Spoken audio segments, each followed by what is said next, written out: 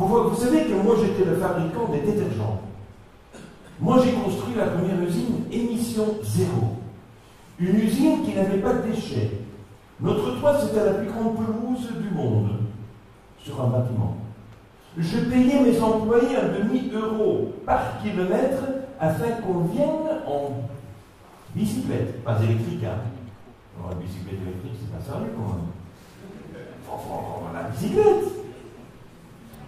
Alors j'ai organisé que les gens viennent en bicyclette, j'ai organisé les douches, et bon voilà, vous savez que pour 1,5 € par kilomètre, tout le monde vient en bicyclette. Hein. C'est pas difficile de se deviner comment motiver les gens à faire des choses autrement. Moi j'étais le premier fabricant du monde qui annonçait, quand même avec une distribution en 45 pays, nous sommes passés de 3 millions à 100 millions hein, en quelques années, avec une détergence qui était biodégradable. Ah oui, biodégradable. Mon problème, c'est que ma biodégradabilité était grâce à l'huile de palme. Et moi, je suis devenu le premier acheteur en 1992 de l'huile de palme de l'Indonésie. Ah bien entendu, on vous invite, hein, si vous êtes des grands acheteurs, vous êtes bienvenus. Et je suis arrivé en hélicoptère et j'ai vu ça. Je me suis dit, moi, le gourou de l'économie verte, moi, le propriétaire de la première usine, où les gens viennent pour semer des fleurs sur mon toit, moi, j'ai fait la destruction d'autrefois tropicale pour avoir un produit biodégradable. Ça ne peut pas servir. Alors j'ai eu ma crise. Ma crise de ma vie, c'est que non, ce n'était pas du tout le constat que j'étais en train de détruire une forêt tropicale avec l'huile de palme. Le problème, c'est que je suis arrivé chez Greenpeace 2 jours après, et j'ai dit à Paul Gilding, qui était le directeur général de Greenpeace, faisons campagne contre mon entreprise. Vous êtes fous? C'est bien sérieux. Je dis non, mais il faut que je fasse mes confessions. Il faut quand même dire aux gens que j'étais erroné. C'était pas correct. Ce n'est pas la biodégradabilité d'un produit comme la détergence qui va s'assurer que vous êtes durable. Ah oui, expliquez-moi ça. Alors vous savez que nous pensons que quand on atteint un objectif comme la biodégradabilité, que tout d'un coup elle est devenue durable. Mais non, ça n'a rien à voir. Et c'est le message principal pour aujourd'hui. Le message principal, c'est qu'il faut transformer. Il faut réaliser ce qu'on fait. C'est erroné, par ignorance. Parce que si vous êtes ignorant, vous faites des erreurs. Mais le moment où vous sachiez que vous faites des erreurs, ce sont des dommages collatéraux. Voilà. C'est plus éthique. Hein. Dans le cœur de nos affaires, il faut avoir l'éthique. L'éthique de faire du bien. Faire moins mal est mal. Volez moins, vous êtes encore un voleur. Vous polluez moins, vous êtes encore un pollueur. C'est quand même clair, non? Comment vous expliquez à un petit enfant que voler moins est voler? Mais polluer moins, c'est pour avoir des prix et d'être dans la presse. Ah oui, on donne des grands prix environnementaux à des gens qui polluent moins. Je comprends pas. Où est-ce qu'il y a notre éthique? Quand même, il faut être clair. Et le problème, c'est que cette photo nous démontre les plantations d'huile de palme qui sont certifiées durables. Blaguez-moi avec moi quand même. Le seul durable, c'est ça. Et nos amis de Unilever, appuyés par une quarantaine d'autres entreprises, se sont fait certifier que ça, c'est durable. Sustainable Palm Oil Roundtable. Ils sont d'accord que c'est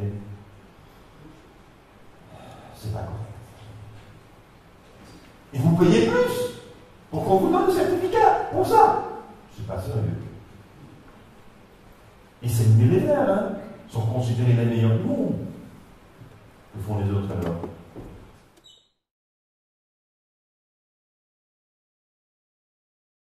Alors, pour moi, ce qui est important, c'est qu'il faut innover et faire la concurrence. La seule manière de faire mieux, c'est pas d'attaquer les autres. C'est pas de dire ils nous font mal. Les campagnes Greenpeace, je les adore, mais après 35 ans de membres de Greenpeace, je ne sais pas ce qu'ils ont changé. Je ne sais pas. Parce qu'il faut changer l'esprit de l'entreprise. Il faut changer la manière dont nous concevons l'entreprise et les affaires. Et c'est là qu'on a besoin de l'innovation. L'innovation, ce n'est pas substituer un produit avec un autre. L'innovation, c'est de transformer votre manière de faire des affaires et concurrencer. Sur-concurrencer. En anglais, on dit out-compete. Non compete, out-compete. C'est la seule manière de gagner.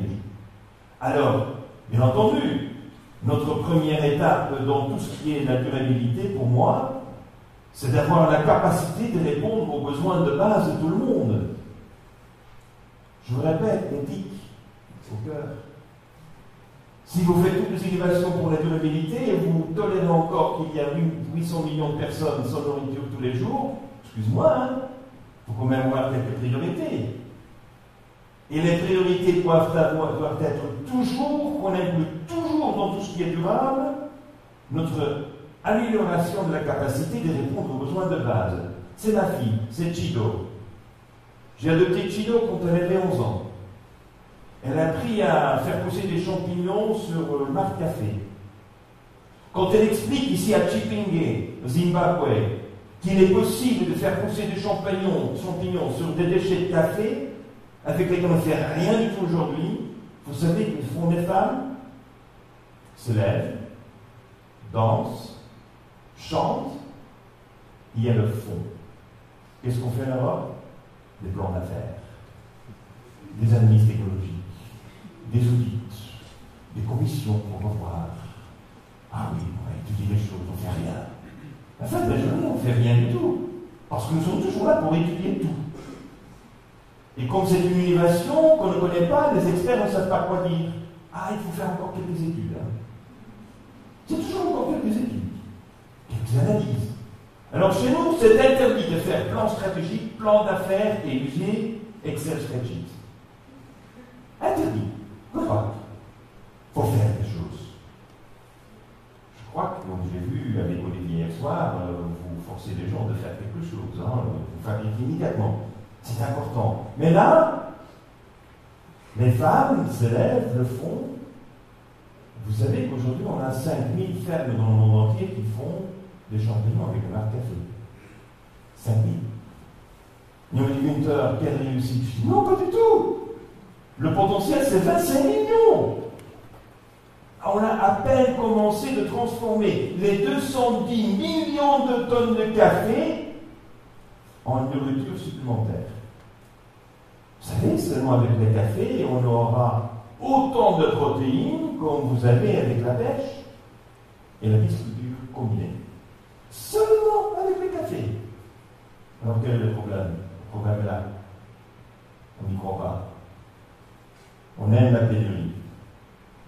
Alors, il faut générer du revenu. L'entreprise ne s'est pas concurrencée en étant le moins cher. Si vous pensez que vous allez faire une bonne affaire à long terme, durable, en offrant des produits qui sont toujours les moins chers, je suis désolé. C'est pas comme ça que ça fonctionne. C'est la création des plus-values, et pas seulement des plus-values pour vous, des plus-values pour le système, l'écosystème dans lequel vous vivez. C'est ça ce qui est important. Et notre écosystème, ce sont des écosystèmes qui forment la nature. Et dans la nature, mais voilà, ici on a le riz.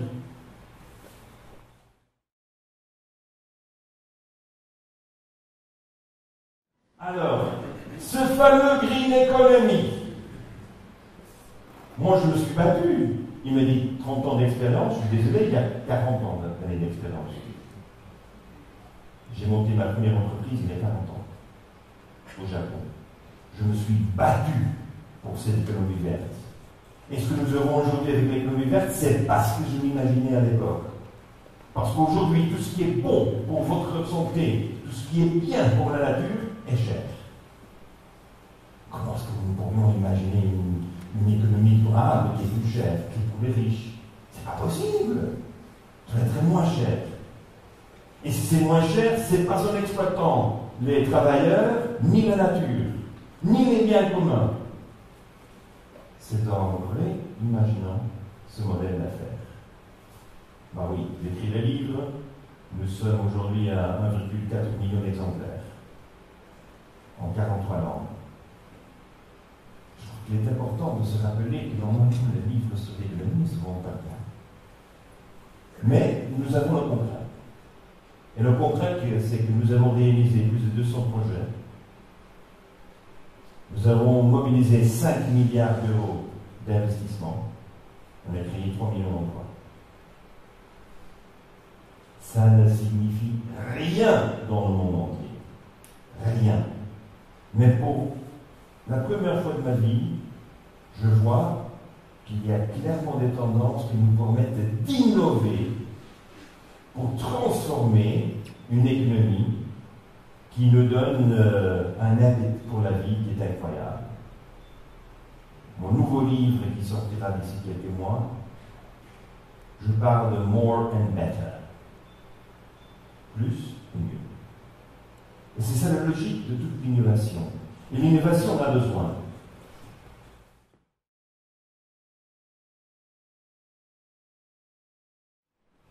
Ce que nous cherchons toujours, ce n'est pas une solution pour un problème. On cherche toujours de faire un scanning, de trouver des portefeuilles d'opportunités. J'ai ras-le-bol de parler des problèmes. Allez chez McKinsey si vous voulez. Mais si vous voulez avoir vraiment une transformation, il faut avoir des portefeuilles d'opportunités. Comme on a parlé hier soir. Imaginez-vous que vous prenez un décathlon et vous imaginez des portefeuilles d'opportunités autour d'un décathlon. Je suis certain que cette salle-ci va sortir avec plus de 100 opportunités. C'est ça ce que nous faisons. C'est le positivisme. Il faut être positif, clair, et alors foncer. Foncer, ça veut dire faire des choses. C'est la seule chose de mal avancer. Alors, dès ici, je vais vous donner une cascade de cas concrets. Je crois qu'on a passé à cette philosophie du concept. Des cas concrets qui vont vous donner des éléments nouveaux afin qu'à la fin nous puissions reprendre le tout pour voir qu'il y a quand même une éthique, un encadrement derrière.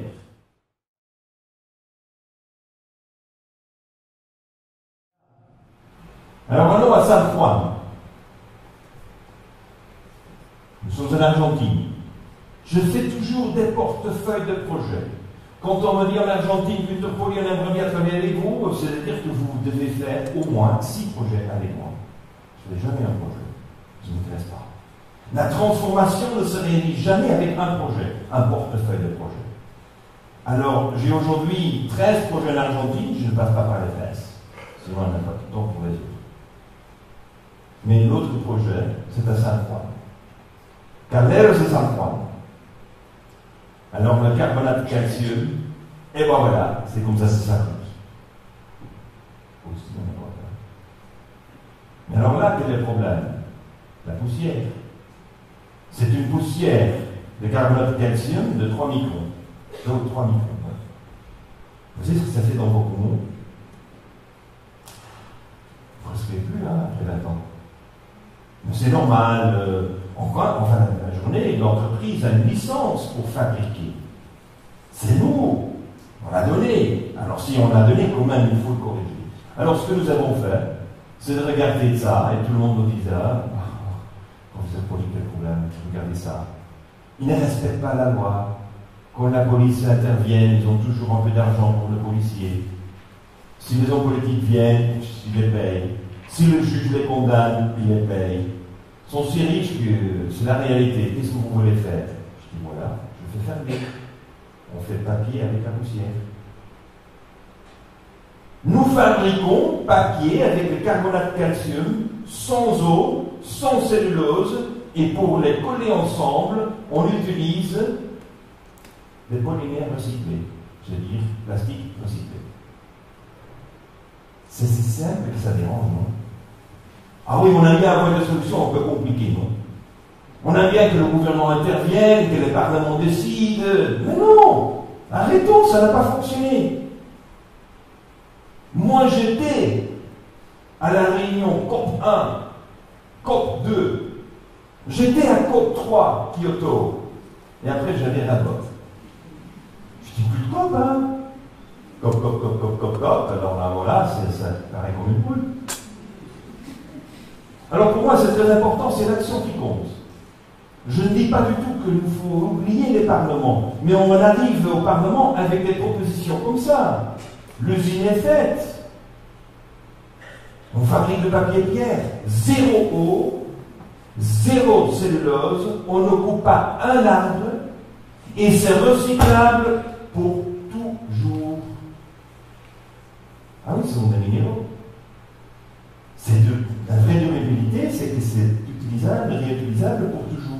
Il ne faut pas enlever l'encre. Il ne faut pas déancrer. On n'utilise pas l'eau. Ça fait une petite différence, non? Vous savez qu'une feuille que vous avez dans vos cahiers, une petite feuille, c'est 14 litres. Hein? 14 litres d'eau. C'est pas juste. C'est une injustice qu'on se réserve encore le droit de consommer autant d'eau. Et c'est là où on a développé avec les Chinois les nouvelles usines. Les Européens pas intéressés, les Américains pas intéressés. Alors moi, je vais là où il n'y a pas de résistance, où il y a l'enthousiasme. Qui veut se battre contre ceux qui disent c'est pas possible? Vous savez, chez nous, quand on me dit c'est pas possible, je demande à la personne de sortir. Afin que les gens autour de la table puissent travailler avec ce qu'ils croient qu'ici est possible. On n'a pas besoin de gens qui me disent non. No, but. Non, ni but, ni non. Et quand vous m'interveniez avec cette philosophie, ben voilà, en Chine, on a déjà 4 usines. Nous avons dépassé 1 million de tonnes papier-pierre. On va passer à 25 millions de tonnes en 2025. On va prendre un quart du marché chinois. Nous sommes si arrogants qu'on croit qu'on va prendre le marché mondial. Quelle arrogance! Mais quelle nécessité! Parce que si on le fait, vous savez que seulement avec en Chine, avec les 25 millions de tonnes de papier qu'on fera avec les déchets des mines, on va nettoyer ces affreux déchets de mines qui sont tirés partout, tout le temps. Alors on fait le nettoyage, on fait un produit, et maintenant on vient de raccrocher le grand contrat avec le gouvernement chinois que tous les livres pour les écoles chinoises sont faits avec papier-pierre.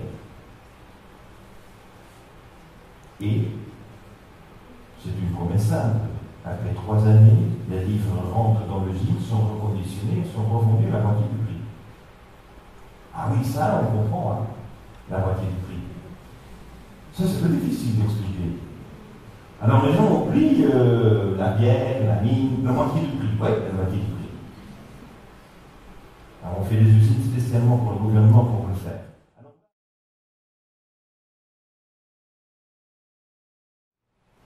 Passons en Australie. Un des plus grands problèmes de notre terre, c'est qu'il n'y a plus d'eau. 70% de la consommation d'eau potable est pour l'agriculture. C'est pour ça qu'il y a 20 ans, on s'est mis dans la tête, c'est peut-être fou, hein. On ne peut pas, si on est là qu'on a, on ne peut pas le dire ni le penser. Je suis économiste, je n'ai qu'un MBA. Alors les MBA peuvent dire ce qu'ils veulent. Je me suis dit, imaginons un jour qu'on a une agriculture qui produise de l'eau. Alors là, je vous avoue, on ne peut pas inviter des agronomes. Hein. À cette réunion, ils vont être dans la salle et vont dire non, c'est pas possible. Dehors. On a des gens autour de la table qui ne savent rien du tout de l'agriculture et on l'a fait. Et voilà, 1 kilo de tomates normalement a besoin de 210 litres d'eau et c'est notre dessin. Le dessin est assez simple, on est au bord de la mer, on prend l'eau froide de 20 mètres de profondeur, on le fait passer par le terrain et on le renvoie à la mer. Qu'est-ce qu'on fait? La condensation. Et au plus chaud, plus d'eau qu'on génère. Et bien voilà, c'était la première petite opération. Vous voyez là les 2 tanks avec l'eau potable qui se génère, avec 200 tonnes de tomates par an. On a fait la preuve entre 2009 et 2007 que c'est possible. Et nous sommes passés par la folie des grandeurs. Vous avez là une production de 17 000 tonnes de tomates par an. Et nous produisons, par chaque kilo de tomates, 25 litres d'eau. C'est fait. En plus, en parenthèse, nous produisons notre propre énergie. En parenthèse, c'est un détail. Mais maintenant, j'aimerais bien vous parler comme économiste. Si vous avez un terrain qui n'a pas d'eau, pas d'électricité, et rien ne pousse, ça vaut combien? Rien. Alors on achète 2000 hectares. Si vous avez une terre qui produit de l'eau, d'électricité, il vous pousse les tomates bio, ça vaut. Ah oui, ça vaut. Et c'est comme ça qu'on a financé 220 millions d'euros. C'est fait. Passons en Espagne, qui a été sur des petites îles El Hierro. Si vous allez aux Héliquiers, il y a récemment. Ah non? Ah oui, récemment, alors, voilà.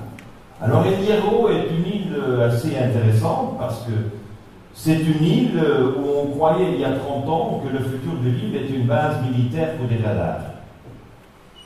Ah oui, si vous voulez avoir les folies de grandeur et les grandes idées futures, c'est base militaire des radars américains. Alors là, vous êtes assuré d'être toujours dans la presse. Pourquoi est-ce qu'on voulait l'installer? Parce que la population ne voyait plus de futur sur cette île. On croyait qu'en 2020, 2030, il n'y aura plus de population sur cette île. Alors, elle est belle, mais nous avons démarré avec une analyse d'opportunité. Vous savez que nous sommes des êtres assez rares. Nous aimons bien manger des poissons. Et nous adorons manger le caviar. Je ne comprends pas. Imaginez-vous que j'ai une vache. Et la vache va accoucher d'ici une semaine, une petite vache. Mais je vais à l'abattoir et je vais demander à l'abattoir de me faire un bon filet de la vache. Qu'est-ce que vous pensez de cette personne? Un barbare. C'est pas possible. Je crois même qu'en France, il sera en prison. Mais quand on le fait avec le poisson, pas de problème, ils n'ont pas quatre pattes. Cette logique ne s'applique quand vous avez quatre pattes. Vous avez quatre pattes, vous ne pouvez pas le faire. Si vous n'avez pas quatre pattes, on fait tout le temps. L'éthique au centre, mesdames, messieurs. La vie, il faut la célébrer. Hein. C'est pour ça qu'on s'est dit, qu'est-ce qu'on peut faire? Allez, c'est ça. On ne peut pas pêcher les femelles avec les œufs. C'est quand même logique, non? Alors les filets, c'est pas possible, parce que quand vous avez les filets, vous avez 80% des poissons morts quand ils arrivent dans le bateau. Alors, ce n'est qu'avec la ligne. Mais à la ligne, ils disent, le professeur de police, c'est une bonne idée, mais il n'y a plus de poissons, hein. Parce qu'on a surpêché. Non, non, non, non, vous n'avez pas surpêché. Vous avez pêché les femelles avec les œufs. Ça, c'est votre problème. Alors, on a démarré un projet et on l'a lancé dans le sud. Je ne sais pas si je dis à la Restinga. On était à la Restinga, on a réservé 5 km où tous les pêcheurs savent que c'est là que les femelles laissent leurs œufs. Personne n'a le droit d'entrer, ni nu. Personne n'a le droit d'entrer. C'est réservé pour les femelles. Vous savez qu'aujourd'hui, nous avons 10 fois plus de poissons dans la région. 10 fois plus. Alors, en ligne, c'est facile. C'est 10 fois plus de poissons. Vous savez, c'est pas difficile de faire cette transformation. Mais c'est une logique assez simple parce qu'un petit poisson, une petite femelle d'1 kilo, a 3000 à 5000 œufs. Un poisson de 10 kilos passe déjà à 3 millions, 4 millions d'œufs. La grand-mère que vous voyez là, elle a 30 millions d'œufs. Alors, ça n'a pas de sens la logique de l'Union européenne que vous ne pouvez pas toucher les petits, vous devez attendre jusqu'à ce que vous ayez des grands. Non, non, non, non, il faut surtout pêcher les petits mâles qui sont sans intérêt biologique pour la régénération de la population. Et c'est ce qu'on fait. Bon, voilà, non plus, je vous assure qu'on a été abusé par l'Union européenne, j'adore ça. Alors il y a des chèvres. Vous savez quel est le prix du lait? Le prix du lait en Europe, subsidié, 26 centimes par litre. Vous savez que pour un éleveur de vache, 26 centimes, si vous n'avez pas des hormones à votre portée, vous n'arrivez pas. Hein. Comme c'est interdit, on le fait comme ça. Alors, on s'est demandé, qu'est-ce qu'on fait avec le lait? Alors, on avait des vaches? Non. Parce que l'écosystème de cette île ne fut pas fait pour des vaches. Il y a des chèvres, des variétés de chèvres endémiques. Et c'est ça ce qu'on est en train de faire. Nous avons réussi d'avoir les 10 dernières années 2,65 € par litre pour lait de chèvre. 10 fois plus que paye l'Union européenne. On dit, ah, vous êtes riche. Non, non, non, on crée des plus-values.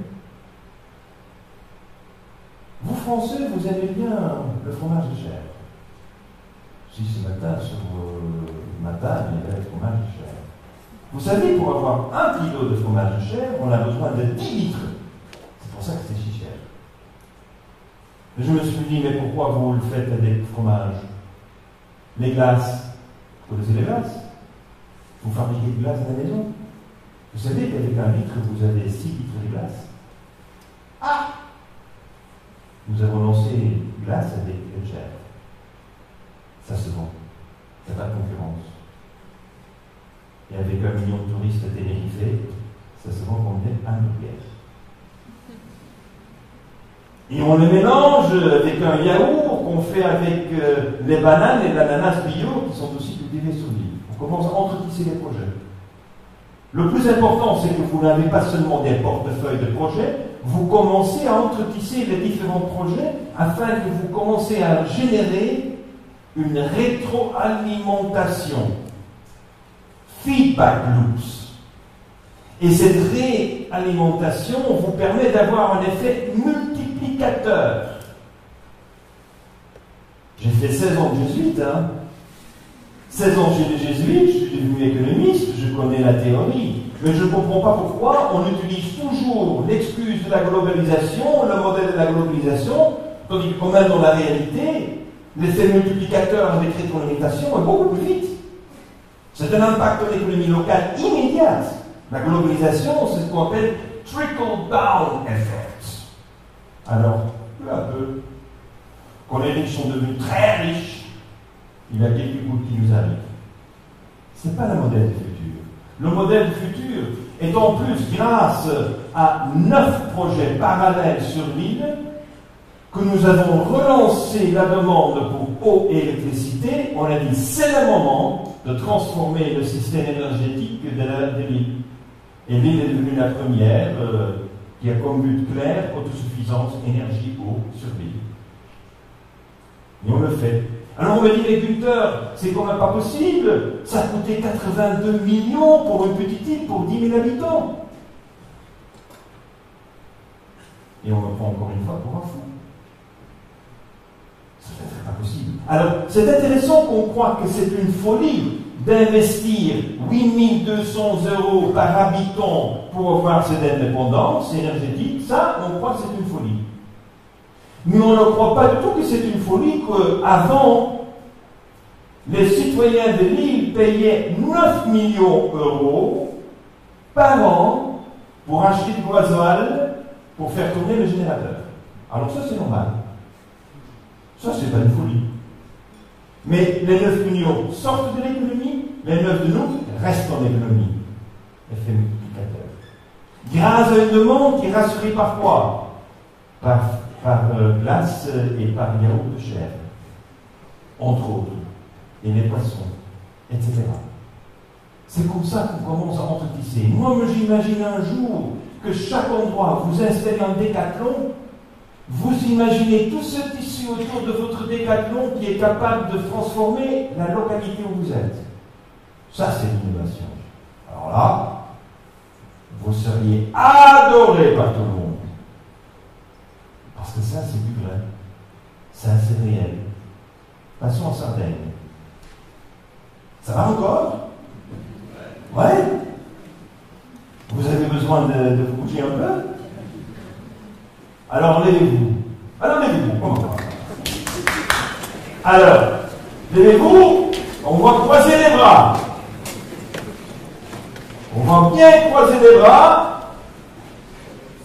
Et vous dites la poignée gauche ou la poignée droite est supérieure. Vous savez qu'un est au-dessus de l'autre. Ouais? Vous l'avez vu? Alors, vous décidez maintenant que vous allez changer. C'est-à-dire que, on va faire ça comme ça. Alors vous dites, je vais changer. L'autre poignet va être au-dessus. Alors sur 3, vous le faites. 1, 2, 3. C'est difficile, hein? Et si je vous laisse là pendant une petite dizaine de minutes, vous avez tout changé. Asseyez-vous. Vous savez, c'est ça le problème. On peut mettre dans notre cerveau, je vais changer. J'ai pris la décision consciente. Ou, ah non, c'est comme ça. Ça, c'est le problème. C'est pour ça qu'on a besoin d'une autre chose que vous voyez avec mes exposés. Les émotions, la motivation, c'est pas la logique. Ce sont vos tripes, c'est l'intuition, c'est votre cœur.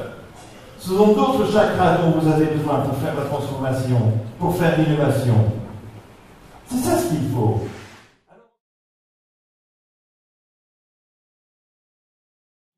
Arrêtons de parler des problèmes du monde. Laissons ça aux médias.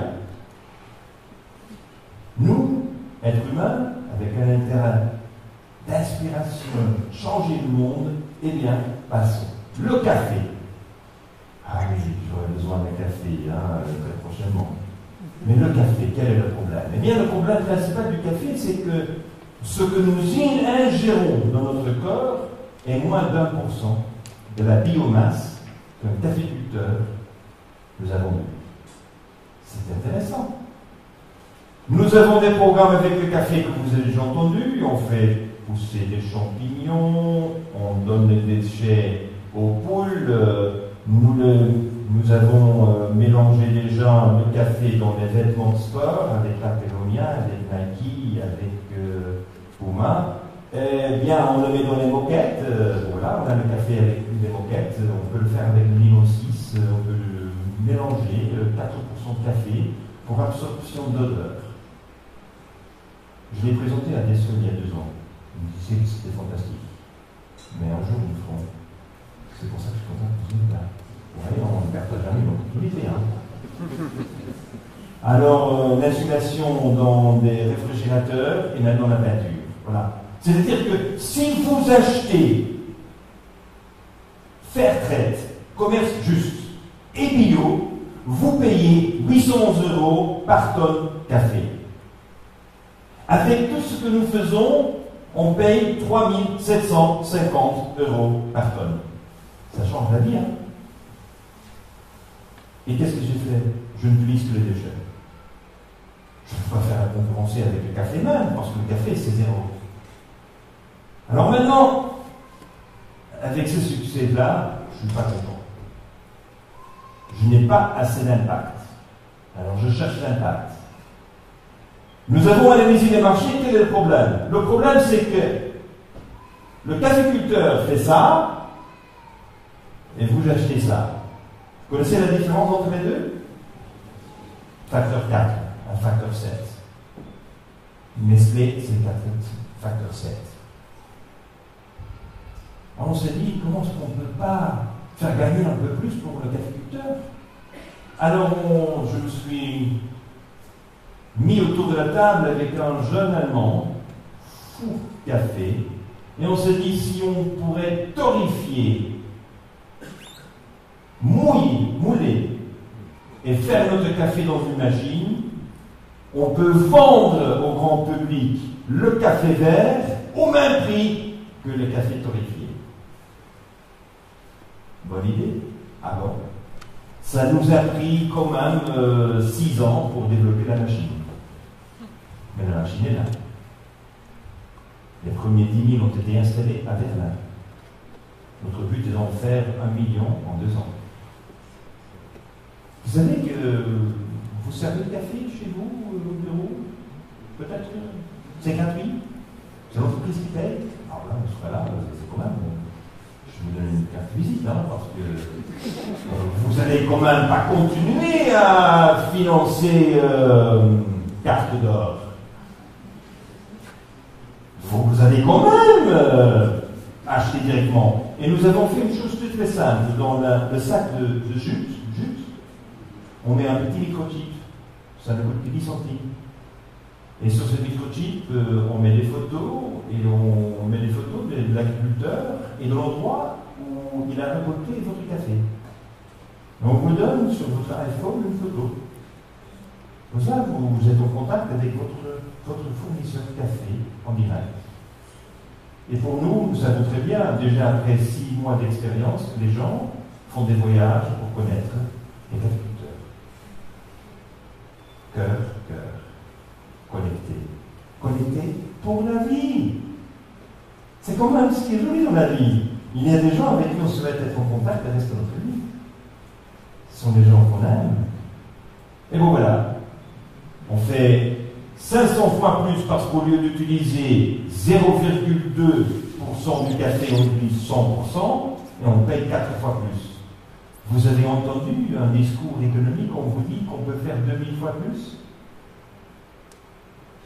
C'est pour ça qu'il ne peut pas être contre la croissance. Mais cette type de croissance, on utilise ce qu'on a déjà disponible, on se focalise sur la création des plus-values. Alors là, on sort vite, et on sort vite. On arrive au dernier cas. En 2012, Science Magazine sort un spécial sur les algues. La moitié des scientifiques de ce numéro font partie de notre réseau. J'ai un grand luxe d'avoir 3000 scientifiques qui m'aident toujours, qui sont toujours disponibles pour nos équipes pour penser sur les sciences. Et de l'autre côté, j'ai presque 1000 entrepreneurs qui ont déjà fait des projets avec nous, qui sont toujours là pour partager leur vue, leur vision sur des nouvelles initiatives. Alors, grâce à cet article, ce numéro spécial, on a développé l'agriculture 3D.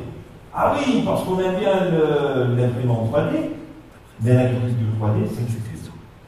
Et on fait la cultivation des microalgues, des algues, haute mer, en profondeur de 3 mètres. Et nous sommes capables de produire par hectare 1000 tonnes sur 3 mètres. On fait la fermentation.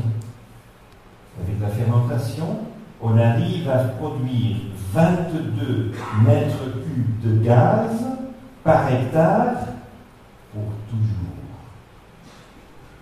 Vous imaginez ça? Pour toujours. Pour autant qu'il y a mer et nutriments dans cette mer, vous avez du gaz. Bon, je suis là pour faire la lutte contre le gaz de schiste. Hein. Et pour les ennemis du marché, il faut que j'ai l'alternative. Je ne peux pas être contre, il faut que j'ai des innovations. Alors on le fait. On a les premiers 33 km² en Indonésie, on prépare 4000 km² en Argentine, et on prépare dans le Pacifique, pour chaque île du Pacifique, un système pour le combiner avec l'hydrogène et le solaire que je vais montrer avant. Nous sommes en train d'entretisser les différentes énergies, et ce n'est pas seulement solaire, c'est l'intégration. Les portefeuilles qu'on fait toujours des opportunités, ce sont des portefeuilles qui passent par tous les besoins de base, et dans chaque besoin de base comme énergie, on crée aussi des portefeuilles. C'est comme ça qu'on travaille. Je peux très bien imaginer qu'une entreprise comme le vôtre, avec 80 000 employés. Vous imaginez ce que vous pouvez entretisser comme projet entre vous? Eh bien, avec les algues, on a fait la preuve que par hectare, nous sommes capables de produire 30 fois plus de biomasse protéine que le soja. Bye bye, soja. Et bien entendu, le soja, ils vont faire la lutte contre nous. C'est très bien, mais j'en ai pas de problème. Je vais là où on peut réussir avec enthousiasme. Si on est obligé de lutter contre quelqu'un, on ne fait pas. On est absent. La philosophie de l'innovation, c'est d'être là où vous êtes capable d'avoir l'enthousiasme avec vous.